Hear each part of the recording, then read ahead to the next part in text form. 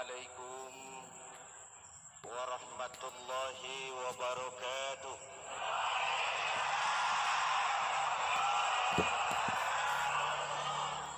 الحمد لله والصلاة والسلام على رسول الله سيدنا محمد بن عبد الله وعلى آله وصحبه وموالاه. أما بعد. Saudara-saudara kaum muslimin di seluruh tanah air, hari-hari pada minggu akhir Ramadan kita bersama-sama menyaksikan sebuah fenomena tentang pindahnya kegiatan umat dari masjid ke pasar, dari masjid ke terminal, dari masjid ke stasiun, dari masjid ke bandara. Apa boleh buat, itulah wajah kita. Bahwa lebaran artinya mudik, bahwa lebaran artinya baju baru dan makanan. Lebaran berbeda dengan Idul Fitri. Lebaran adalah tradisi yang setiap kita boleh ikutan. Siapa saja boleh ikut lebaran, tapi tidak tiap orang bisa merayakan Idul Fitri. Mau puasa atau tidak puasa, boleh lebaran. Tidak dilarang sama petugas keamanan. Mau ibadah Ramadan atau tidak melaksanakan ibadah Ramadan, boleh ikut lebaran. Tapi tidak berarti merayakan Idul Fitri, karena selalu ada kos dari apa saja yang kita lakukan. Saya mau cerita, mau dengar nggak? Ada dokter gigi, dokter baru. Satu sore praktek, pasiennya 4 orang nunggu duduk jejeran. Dipanggil pasien pertama, diperiksa, berlubang giginya, dicabut tanpa dibius. Namanya dokter baru. Pasien ini teriak, aduh sakit dok, tidak kuat, sakit. Teriakannya keras sekali. Pasien yang 3 orang yang nunggu gemeter, lari semua. Selesai dicabut, diobati, selesai, tanya, sudah selesai dok? Sudah mas. Berapa biayanya? 200.000. Loh, biasanya kan 50.000, kok 200.000? Biasanya sih memang 50.000, tapi siapa suruh kau teriak? Yang 3 lari.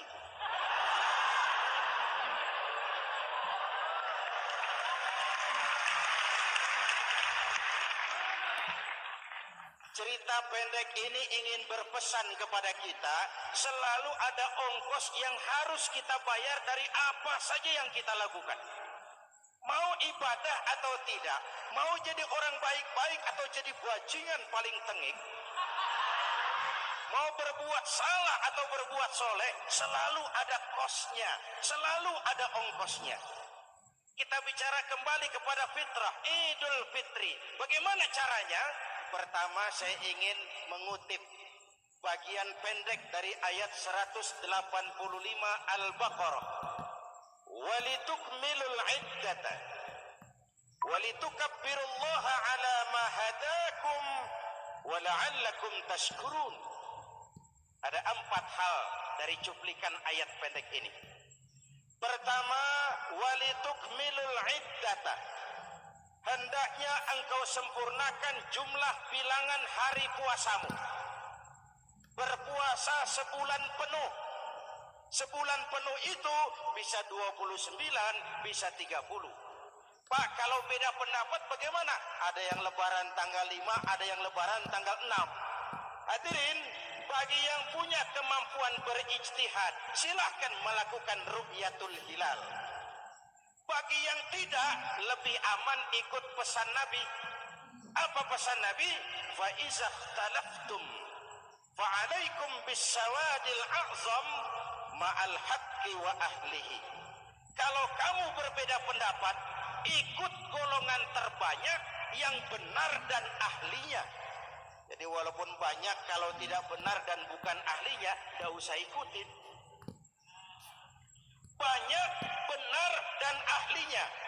Contoh, 100 insinyur berbeda pendapat dengan 10 kiai tentang doa kunut. Yang diikuti pasti 10 kiai, bukan 100 insinyur. Betul? Atau sebaliknya, 10 insinyur berbeda dengan 100 kiai tentang konstruksi jembatan. Yang diikuti tentu 10 insinyur, benar dan ahlinya. Maka yang paling aman, kita punya Departemen Agama.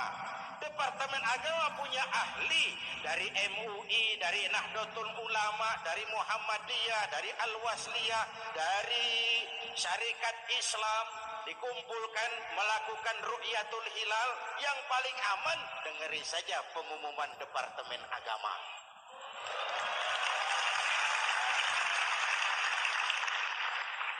Tapi tetap menghormati mereka yang meyakini 1 Syawal jatuh pada tanggal 5. Beda boleh, marah jangan. Jelas? Saudara boleh suka tempe, tapi jangan menghina orang yang tidak suka tempe. Saudara boleh senang tahu, tapi jangan ngenyek karo wong yang senang tahu. Hadirin yang saya hormati, walitukmilul iddata. Kalau mau kembali kepada fitrah, sempurnakan jumlah bilangan hari puasamu. Makna sempurnakan di sini 2, sempurnakan 1 bulan penuh dan sempurnakan semangat puasamu. Walaupun Ramadan berakhir, puasa jangan selesai. Kenapa? Tangan kita masih tetap terus puasa dari mengambil yang bukan milik kita. Lidah kita walaupun Ramadan sudah selesai tetap berpuasa dari memfitnah dan menggunjing orang lain. Kaki kita walaupun Ramadan sudah selesai tetap puasa dari berjalan ke tempat yang tidak baik. Perut kita tetap berpuasa dari kemasukan barang-barang yang haram. Sempurnakan semangat puasamu. Sikap disiplin, sikap jujur, merasakan kehadiran Allah dekat dalam hidup. Nih contoh ringan. Tadi waktu asar dan zuhur, saudara sholat apa tidak? Sholat. Waktu sebelum sholat kan berwudu. Ketika berwudu kan berkemur. Umpama waktu berkemur itu saudara korupsi, sedikit saja airnya saudara minum, saya yakin jangankan petugas keamanan, teman wudhu sebelah pun tidak akan tahu kalau waktu berkemur saudara korupsi. Kalau selesai Ramadan ini diterjemahkan, insya Allah negara kita bersih, berkurang korupsinya. Hadirin yang saya cintai, saya kembali kepada pesan Al-Baqarah 185 tadi. Walitukmilul iddata, sempurnakan jumlah bilangan hari puasamu. Puasa sebulan penuh dan kemudian lanjutkan semangat Ramadan. Disiplin, merasakan diri di bawah pengawasan Allah. Sekarang ini Allah ditekan. Kita iman dalam ucapan tapi sekuler dalam perbuatan. Tuhan cuma ada di masjid. Di kantor Tuhan hilang, maka korupsi merajalela. Tuhan cuma ada di masjid. Di pasar Tuhan hilang, maka timbangan tetap curang. Iman dalam ucapan tapi sekuler dalam perbuatan. Kalau jiwa dan semangat Ramadan kita bisa terapkan, insya Allah korupsi akan berkurang.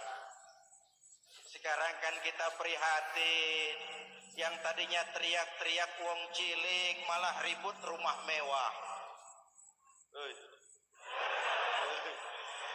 Yang tadinya teriak-teriak rakyat kecil, sekarang malah ribut soal villa 5 miliar. Ini kan menyedihkan, memilukan dan memalukan. Tidak punya sense of crisis. Nah, saya juga nggak tahu apa itu. Udah dengerin aja, kenapa sih? Usil bener. Padahal ekonomi kita masih terpuruk. Lapangan kerja sulit. Jumlah pengangguran rata-rata 2 juta orang per tahun. Lapangan kerja baru sulit terbuka karena investor jangankan yang dari luar mau masuk, yang di dalam siap-siap keluar. Terakhir kita dengar Sony, pabrik elektronik besar, mau cabut lagi pindah invest ke Taiwan, menyusul pabrik silet yang di Ciputat itu. Ketika ditanya apa investasi di Cina lebih murah, tidak, dia bilang lebih mahal, cuma lebih pasti. Di Indonesia murah, cuma mejanya kebanyakan. Biaya siluman, namanya siluman gak karu-karuan. Keluar uang banyak, urusan tidak pasti, capek. Disahkan undang-undang penyiaran yang justru ditolak oleh masyarakat penyiar sendiri. Industri penyiaran bakal kolaps karena sekarang ini boro-boro mereka industri televisi mau break even point, mau pulang modal, dengan ke depan bisa bangkrut. Akibatnya bisa kita pastikan, jumlah pengangguran makin bertambah. Hadirin yang saya hormati, kita memang setuju jangan terlalu mengadopsi siaran-siaran televisi dari luar. Kita harus punya filter. Tapi pada sisi yang sama, kita juga harus memperhatikan lapangan kerja buat rakyat kita. Walitukmilul iddata, sempurnakan jumlah bilangan hari puasamu. Kalau jumlah hari puasa sudah sempurna, tuntunan yang kedua dari Al-Quran, walitukabbirullah, hendaknya engkau agungkan nama Tuhanmu. Takbiran. Takbiran itu bisa sendiri, bisa berjamaah, bisa di rumah, bisa di masjid, bisa di surau, bisa dengan pawai keliling, asal dilaksanakan dengan tertib dan tidak mengganggu lalu lintas umum. Prakteknya yang terjadi, pawai keliling itu mengganggu ketertiban umum, perang petasan, mengganggu lalu lintas. Terjadi macam ada yang takbiran bawa bendera partai. Innalillahi wa inna ilaihi raji'un. Ini takbir politik. Hadirin yang saya hormati, kalimat takbir dalam kondisi kita, saya ingatkan kepada satu ungkapan Bung Tomo. Bung Tomo, pelaku sejarah, tokoh 10 November yang dikenal sebagai Hari Pahlawan, dalam satu pidatonya saya ingat pernah berkata, andai kata tidak ada kalimat takbir, ini ungkapan Bung Tomo, andai kata tidak ada kalimat takbir, saya tidak tahu dengan apa saya harus menggerakkan putra-putra terbaik bangsa untuk bangkit berjuang melawan penjajah.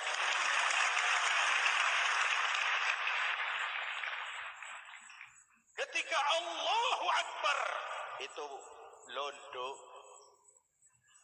kelihatannya kecil, meriam nggak meleduk. Dahulu orang-orang tua kita cuma ada 2 kata, merdeka atau mati. Tidak berpikir nanti kalau menang dan merdeka saya jadi wali kota di mana.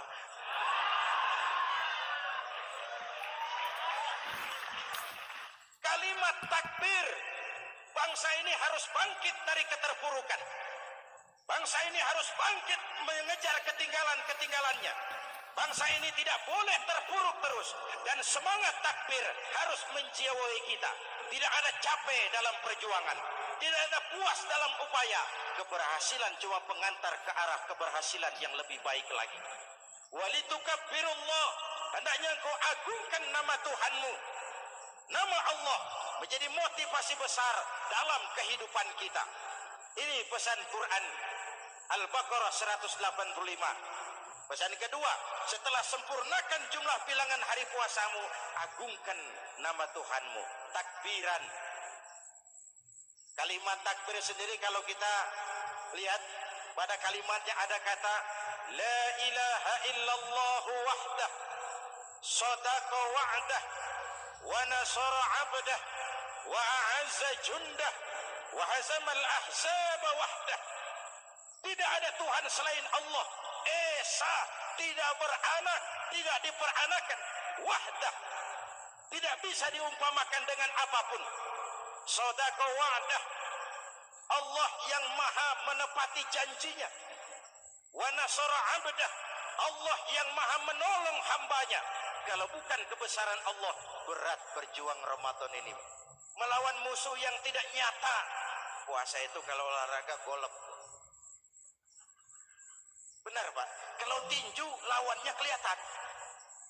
Betul. Sepak bola musuh kelihatan. Bulu tangkis kelihatan. Golf siapa musuhnya? Itulah puasa, menghadapi musuh yang tidak kelihatan. Itu lebih berat daripada perjuangan mengangkat senjata. Lebih berat daripada berjuang mengorbankan harta.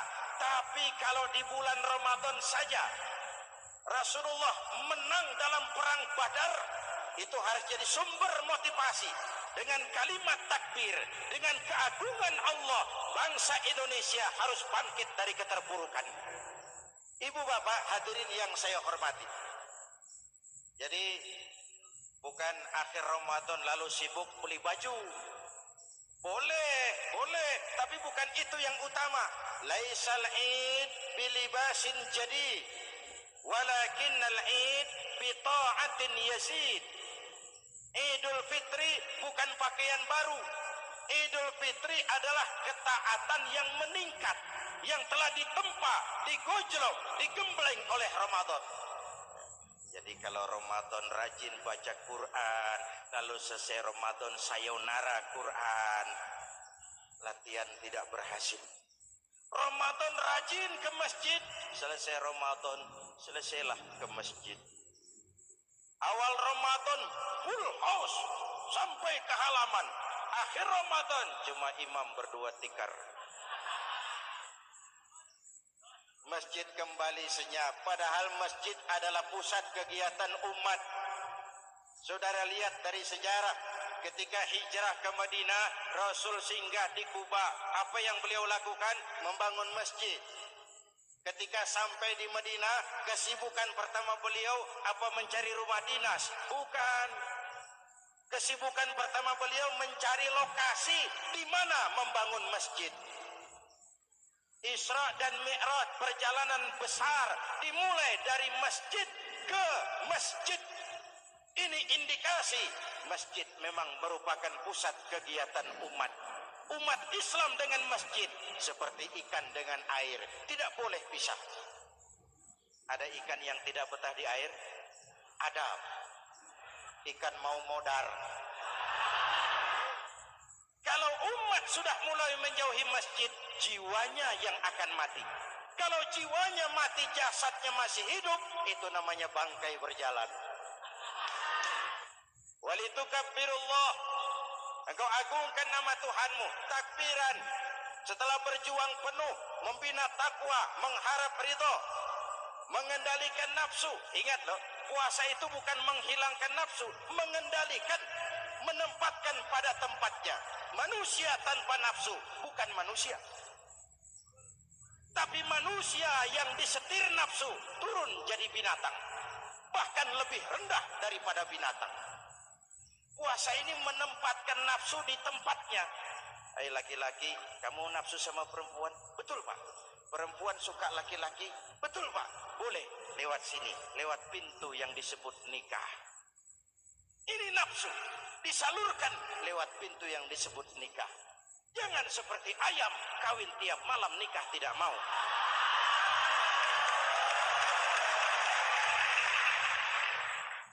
Hai manusia, nafsu kepada materi, kepengen kaya? Iya Pak. Boleh.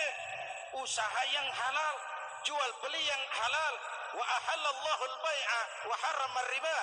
Allah halalkan jual beli. Jangan ingin kaya lalu makan renten, ingin kaya lalu korupsi, ingin kaya lalu buka peternakan tuyul. Manusia ingin berkuasa, boleh, tapi tetap punya etika dan moral. Jangan ingin berkuasa lalu fitnah, ingin berkuasa lalu mengadu domba orang, ingin berkuasa lalu menghalalkan segala cara. Puasa menempatkan nafsu pada tempatnya. Manusia yang dikendalikan nafsu lebih puas daripada binatang. Saya punya ungkapan lama, sepuas-puasnya kerbau, makanannya tetap rumput. Saya belum pernah dengar ada kerbau terlalu puas lalu makan roti. Betul? Tapi manusia kalau sudah dikendalikan nafsu, manusia bukan cuma makan nasi, aspal, semen, kertas, minumnya solar, jauh lebih puas daripada binatang. Inilah puasa, harap nguwong ke wong,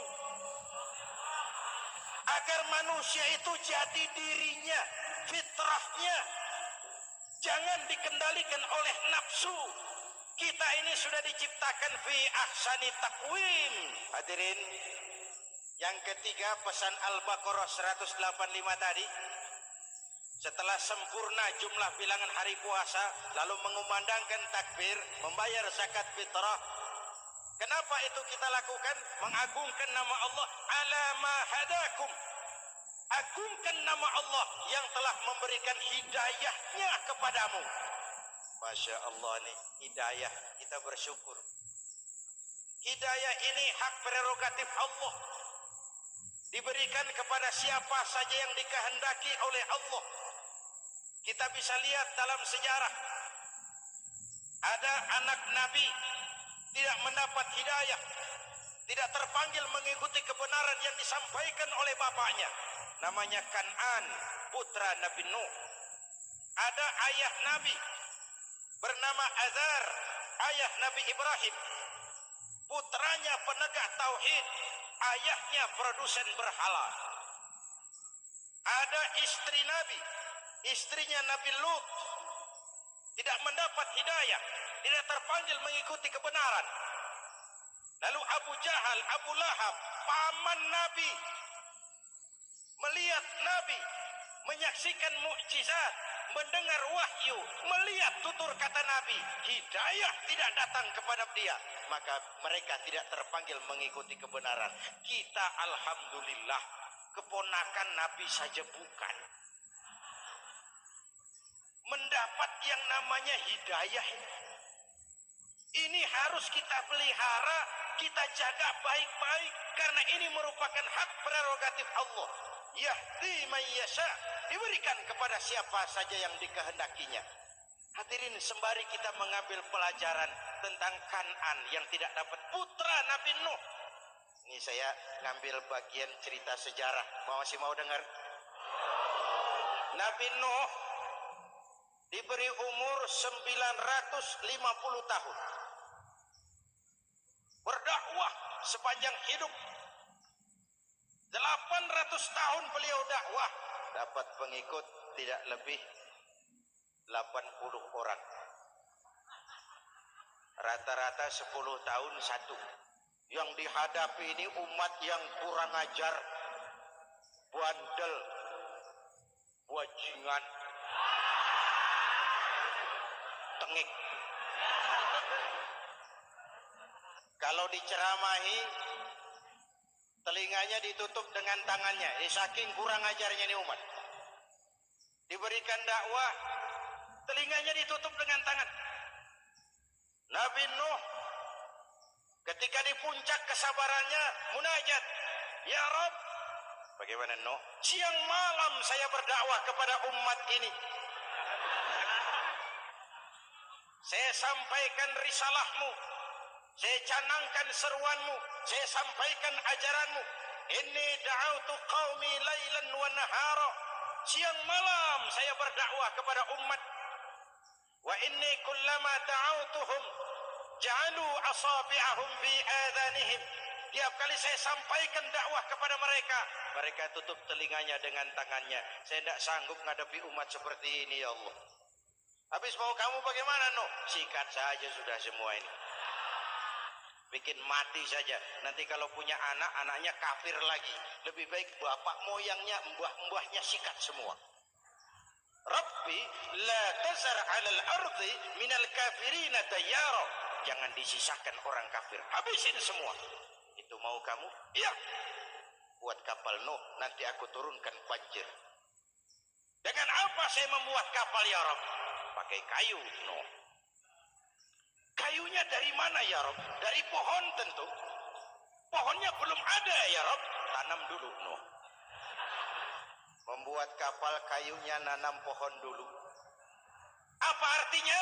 Perjuangan bukan simsalabim abracadabra.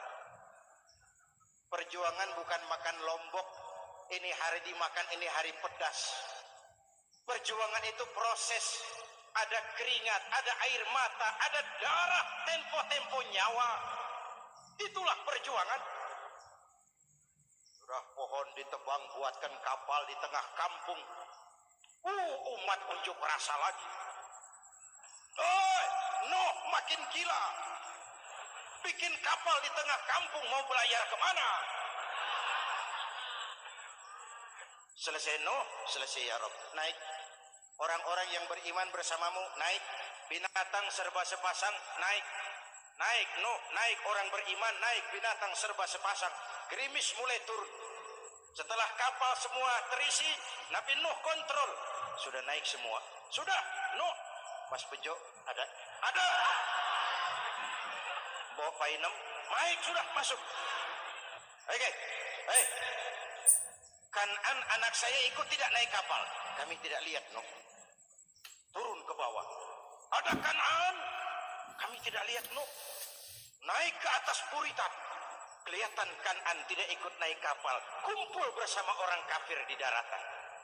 Inilah potret kehidupan. Kumpul dengan orang-orang kafir. Berapa banyak anak-anak kita tidak mau ikut orang tuanya ke masjid. Kumpul dengan orang-orang kafir di tempat maksiat.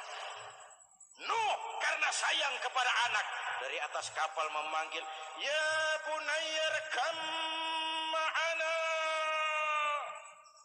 Ini bahasa orang manggil, Pak. Kanan, kesini nak, naik kapal sama papi. Ini terjemahan bebas. Jawab Kanan di bawah, tidak mau Pak, saya di sini saja. Jangan nak, Allah sedang murka, akan turun banjir. Kalau datang banjir Papa, sa'awi ila jabalin ya'simuni minal ma'. Saya akan naik ke gunung tinggi yang bisa menyelamatkan saya dari banjir. Kanan naik ke gunung tinggi, gunung pun tenggelam dihantam banjir. Dalam puncak kepedihan, Nabi Nuh akhirnya sadar. Ya Allah, kalau orang kafir tenggelam, memang saya yang minta, tapi Kanan kan anak saya.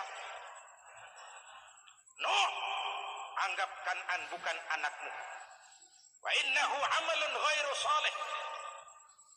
Nuh sadar, akhirnya bilang, ana urid wa anta turid wallahu fa'alun lima yurid.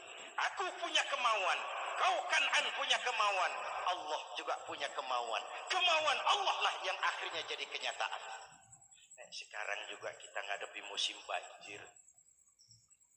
Bukan banjir air saja, banjir peradaban-peradaban yang masuk ke negeri kita. Banjir maksiat, banjir munkarot.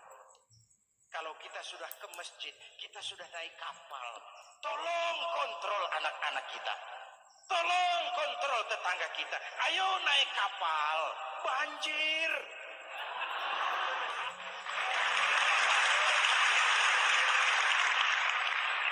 Ditutup ayat ini dengan wala'allakum tashkurun. Atas hidayah yang diberikan kepada kita, kita bisa melaksanakan ibadah Ramadan, bisa takbiran, dan diakhiri dengan ungkapan tasyakkur. Tasyakkur dan tafakkur, mensyukuri nikmat. Saya berulang kali mengingatkan, nikmat bisa berubah menjadi azab kalau kita tidak pandai mensyukurinya. Bayangkan Pak, tahun 87-an kita itu jadi negara yang berswasembada pangan. Beras kita cukup untuk rakyat kita. Sekarang kita jadi pengimpor beras terbesar. Kita beli beras ke Vietnam, kita beli beras ke Thailand, ke negara-negara yang lebih kecil dari kita. Kenapa? Karena sawah kita tanami gedung dan beton. La in syakartum la azidannakum wa la in kafartum inna adzabi lasyadid. Kalau kamu bersyukur, aku tambah nikmat. Kalau kamu ingkar, tidak pandai bersyukur, awas azabku pedih. Maka ungkapan saya, orang kaya bisa masuk surga karena hartanya. Orang kaya bisa masuk neraka juga karena hartanya. Syukur apa tidak syukur? Pejabat bisa masuk surga karena jabatannya. Pejabat banyak yang masuk neraka juga karena jabatannya. Syukur apa tidak syukur?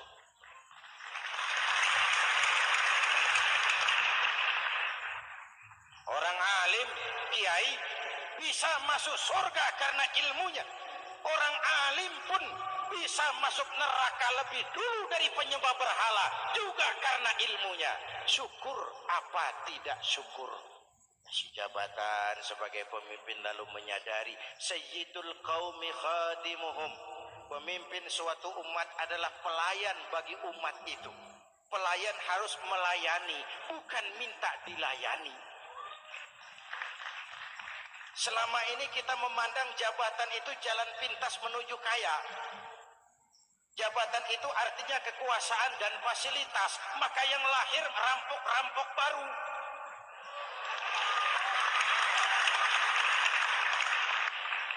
Jabatan adalah alat untuk pengabdian di tengah rakyat yang sedang susah, di tengah negara yang sedang terpuruk. Kita memerlukan pemimpin-pemimpin yang sadar sayyidul qaumi khadimuhum. Pemimpin suatu kaum adalah pelayan bagi kaum itu sendiri.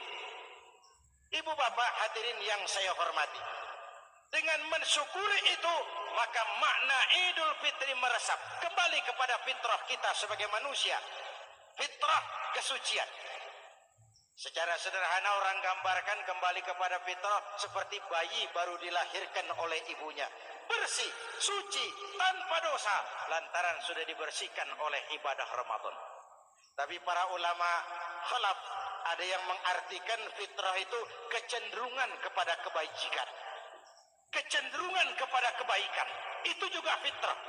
Kembali kepada fitrah manusia, kecenderungan untuk berbuat baik.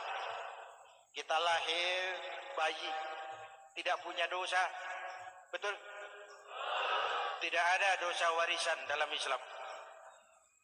Kalau harta warisan ada, dosa warisan tidak.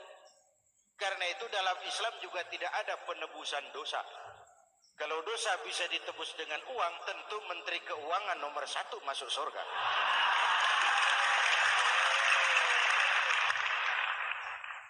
Dosa dalam Islam ditebus dengan taubat. Langsung kepada Allah, sonder calo. Hadirin yang saya hormati, kembali kepada fitrah seperti bayi baru dilahirkan oleh ibunya. Bersih, tidak punya dosa kepada Allah lantaran sudah dibersihkan oleh ibadah Ramadan.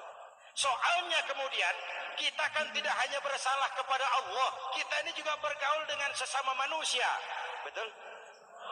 Sebuah hadis, sahabat ditanya oleh Rasul, "Atadruna manil muflis?" Saudara-saudara, tahu kamu siapa orang yang bangkrut? Oh Rasul, orang bangkrut yang tidak punya uang. Orang bangkrut yang tidak punya harta. Salah kata Rasul. Innal muflisa min ummati. Yang bangkrut dari golongan umatku, yang besok di hari kiamat datang menghadap Allah dengan membawa pahala solat, membawa pahala zakat, membawa pahala haji, membawa pahala sedekah pada satu pihak. Sementara pada sisi yang lain sebelah kiri, orang ini juga datang membawa kesalahan karena pernah mencaci maki orang, pernah memfitnah orang, pernah memakan harta orang dengan cara yang zalim. Satu sisi bawa kebajikan, sisi lain bawa kesalahan. Kalau ini yang terjadi, bagaimana nasib kita kata Nabi? Tuhan, ini pahala solat saya, ini solat yang wajib, ini yang sunnah, rawatibnya, nawafilnya. Datang orang, sebentar Tuhan, apa? Dia memang rajin solat, tapi saya pernah dicaci maki. Hancur nama saya. remuk hati saya. Di dunia saya tidak bisa membalas karena dia lebih berkuasa. Sekarang saya menuntut keadilan. Betul? Ya Tuhan, sini pahala sholatmu kasih orang yang kau caci maki. Tuhan, ini pahala puasa saya yang wajib Ramadannya, sunnah 6 hari Syawalnya, Senin Kemisnya. Ini Tuhan. Datang lagi, sebentar Tuhan. Kenapa? Dia memang rajin puasa, tapi saya pernah difitnah tanpa benar. Dicorengkan arang ke dahi, hancur nama saya karenanya. Saya menuntut keadilan karena di dunia waktu itu cuma banyak pengadilan, tapi tidak ada keadilan. Benar? Benar. Ini pahala sholatmu kasih orang yang kau fitnah. Tuhan, ini pahala zakat saya. Datang lagi, Tuhan, dia memang suka zakat, tapi korupsinya lebih besar dari zakatnya. Untuk keadilan, sini pahala zakatmu kasih. Kalau habis pahala kebaikan, orang yang menuntut masih banyak, diambillah dosa orang yang kita sakiti, diberikan kepada kita. Pahala dipreteli, dosa diberikan. Apa enggak bangkrut? Ibarat orang dagang, modal habis, tagihan hutang datang terus. Kenapa? Orang ini cuma baik hubungannya kepada Allah, tapi tidak baik hubungannya dengan sesama manusia. Karena itu, dalam konteks dengan fitrah, manusia makhluk yang fitrah. Apa fitrah itu? Pertama, manusia makhluk yang bertuhan. Itu fitrah. Mengingkari Tuhan, mengingkari fitrah. Yang kedua, manusia makhluk sosial, zon politikan. Itu fitrah. Kita tidak bisa hidup sendiri. Betapa dan siapapun kita memerlukan yang lain. Maka nuansa Ramadan intinya adalah silaturahmi. Nuansa Idul Fitri, silaturahmi antar sesama kita. Ada baiknya saya ingatkan lagi sebuah hadis. Masih mau dengar? Selesai sholat Id, sahabat mendengar Rasul mengucapkan amin 3 kali. Amin, amin, amin. Ya Rasul, ada apa? Tadi turun Jibril selesai sholat. Mau berdoa. Muhammad, aku mau mohon kepada Allah. Mau kau aminkan? Silahkan Jibril. Jibril doa, Rasul amin. Doanya 3 macam permohonan, maka Rasul 3 kali mengucapkan amin. Kalau sudah Jibril yang doa, Rasul yang amin, apa iya doanya ditolak? Apa isi doanya? Yang pertama, ya Allah, doa malaikat Jibril.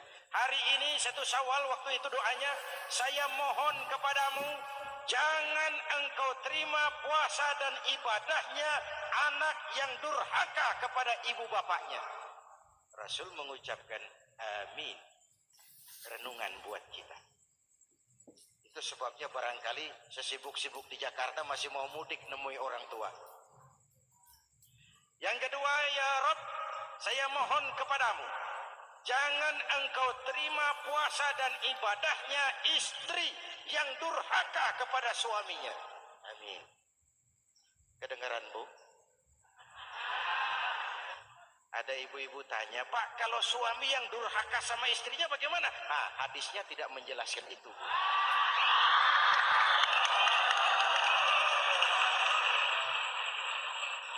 Lo menang sendiri. Yang jelas suami itu presiden rumah tangga, dimintakan tanggung jawab tentang istrinya. Nah, istri swargo manut neraka kadut. Ketika pulang Isra Mi'raj saja Rasul bercerita, aku diperlihatkan neraka. Neraka ya Rasul? Iya. Lalu aku lihat isinya kok kebanyakan perempuan. Perempuan. Laki bagaimana? Laki juga tidak sedikit. Cuma kebanyakan perempuan. Ya Rasul, apa mereka tidak sholat? Sholat. Apa mereka tidak ngaji? Oh, rajin mereka sama suaminya. Kenapa banyak mereka di sana? Rasul senyum dan menjawab, hunna yakfurnal asir. Umumnya perempuan kurang bisa terima kasih sama suaminya.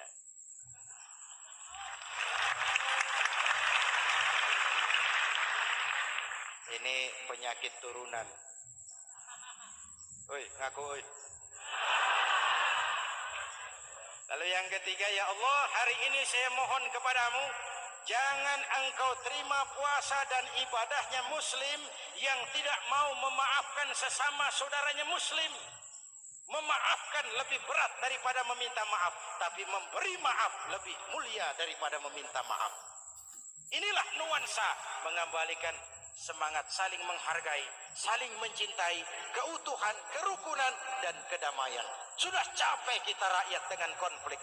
Sudah capek kita dengan mengedepankan perbedaan dan bukan persamaan. Sudah waktunya kita berbeda tapi tetap bergandengan, tetap bersama menyongsong hari esok yang lebih baik. Mintalah ridho ibu bapak, suami kepada istri, istri kepada suami, dan memaafkan sesama saudara muslim sehingga kita benar-benar kembali kepada fitrah. Terima kasih dan mohon maaf, semoga ada manfaatnya. Usikum wa nafsi bitaqwallah. Wassalamualaikum warahmatullahi wabarakatuh.